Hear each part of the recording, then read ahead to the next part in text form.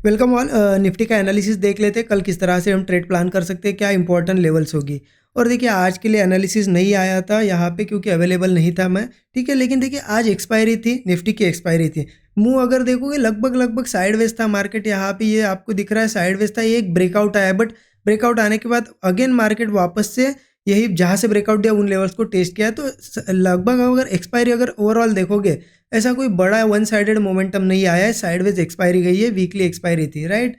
अब देखिए analysis video नहीं आया, आपको लेवल नहीं पता थी, लेकिन रोज जो लोग फॉलो करते हैं उनको इतना तो समझ में आया है कि सेटअप किस तरीके से बनते हैं, और उतना ये भी समझ में आया है कि लेवल्स किस तरीके से बनती है। तो उस हिसाब से आपने आज के दिन अच्छा ही ट्रेड प्लान किया, ऐसा मैं एक्सपेक्टेशन रख रहा हूँ सभी से, ठीक है। ज़्यादा कुछ ओवर ट्रेडिंग वगैरह नहीं की होगी आपने। ओके, अब देखिए कल कैसे ट्रेड प्लान कर रहे हैं उसके लिए 15 मिनट चार्ट पे चलते हैं। लगभग अगर 15 मिनट चार्ट पे मैं आपको दिखाऊँ, देखिए छोटा कर देता हूँ चार्ट को, कहीं ना कहीं हमें दिखेगा मार्केट धीरे धीरे क्या कर रहा था, ऐसे कंसोलिडेट कंसोलिडेट करके नीचे जा रहा था। और ओवरऑल अगर यहाँ से एक ट्रेंड लाइन अगर मार्क करे, एक ट्रेंड लाइन में मार्क कर देता हूँ आपको, ठीक है, सो दैट आपको यही ट्रेंड लाइन कल हेल्प करेगी।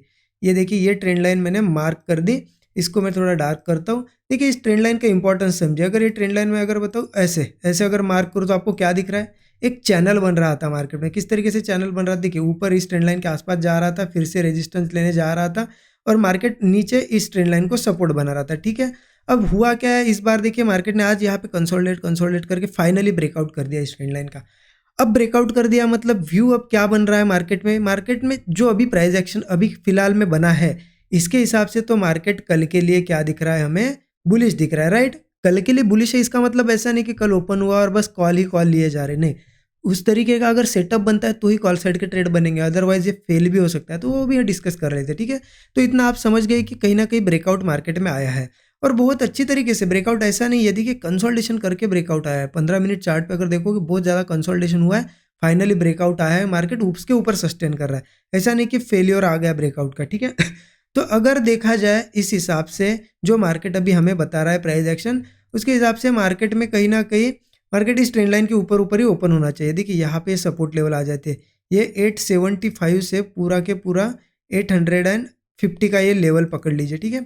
ये जोन मैंने क्यों मार्क किया है, क्योंकि देखिए इसी जोन पे पहले भी बहुत ज़्यादा कंसोलिडेशन किया है, मतलब यहाँ पे बायर सेलर यहाँ पे लगभग लगभग एक्यूमुलेट कर रहे थे, और जैसे यहाँ पे ऊपर के साइड निकल गया मार्केट ने ब्रेकआउट दे दिया। अब कल मार्केट इसके ऊपर ऊपर ही ओपन होना चाहिए। लेवल कहाँ से कहाँ तक है, 21,850 से लेके 21,875, कितने पॉइंट का जोन है, 25 पॉइंट का ये जोन निकल के आ रहा है।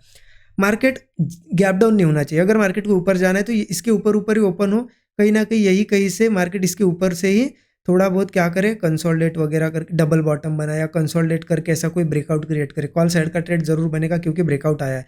स्टॉप लॉस वही 15 से 20 पॉइंट का रहेगा। टारगेट यहाँ से लगभग लगभग 1:3 के आप रख सकते हो, या फिर मैं टारगेट लेवल बता दूँ ऊपर रेजिस्टेंस, तो ठीक है, लेवल्स अगर मार्क करेंगे यहाँ से तो ऊपर के साइड निकल के आती है सीधे सीधे 22,060 की लेवल मुझे दिख रही है, रेजिस्टेंस लेवल इसके ऊपर, ठीक है, 22,060। इसे भी डार्क कर लेते हैं, ये मैं लिख के देता हूँ आपको। देखिए ऊपर 22,060 की लेवल है एक रेजिस्टेंस, इसके ऊपर भी चलो निकलता है कल के दिन तो 22,130 का एक रेजिस्टेंस है इसके ऊपर भी, और अगर बड़ा मुंह आता है कल, चलो मान लो बड़ा मुंह आ गया, 230 तक भी मार्केट जा सकता है, ठीक है।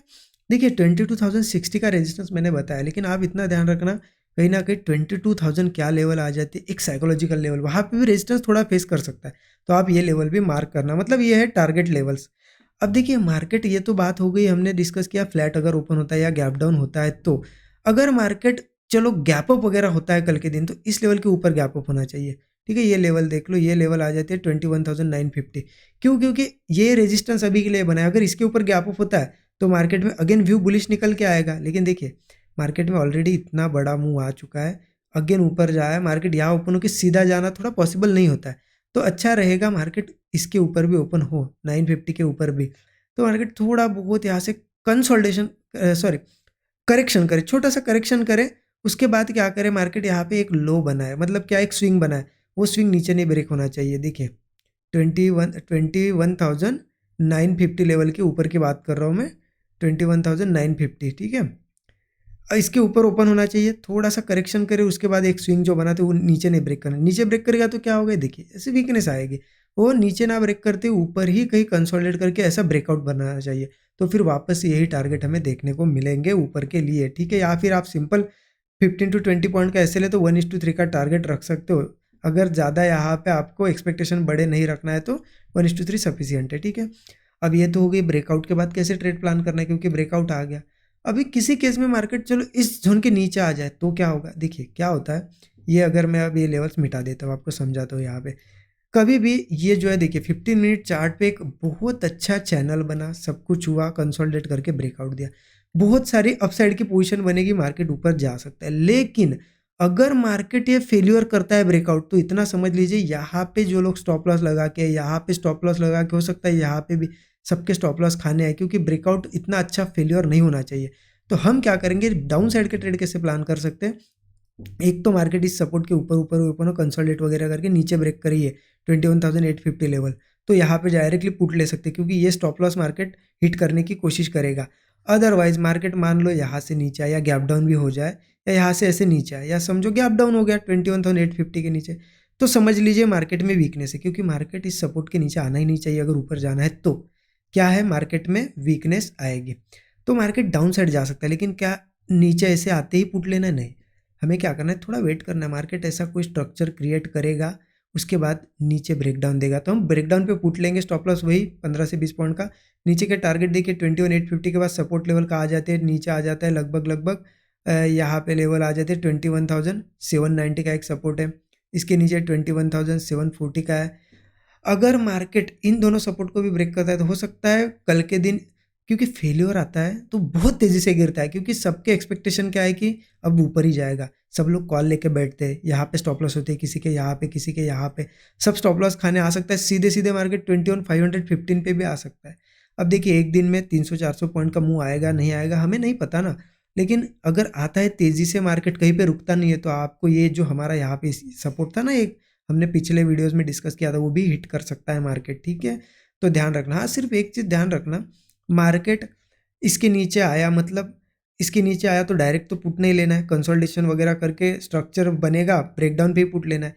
लेकिन वापस इसके नीचे से ऊपर अगर आता है तो फिर हर जगह फिर ऊपर के लिए पुट नहीं ट्राई करना है, क्योंकि इसके नीचे का कैसा होता है, देखिए ये ब्रेकआउट फेल हो गया, इसके नीचे सस्टेन करना चाहिए, ब्रेकआउट आना चाहिए नीचे के साइड, तो ये नीचे जाएगा।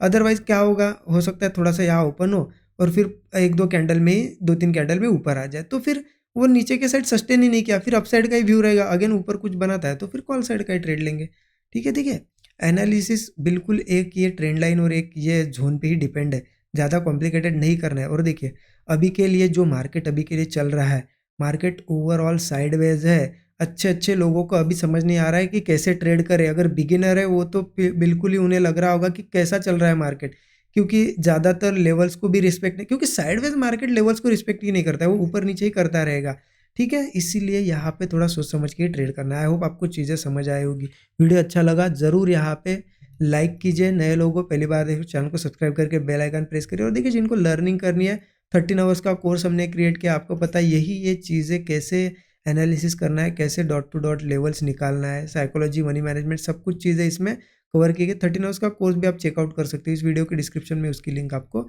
मिल जाएगी। Thank you so much everyone.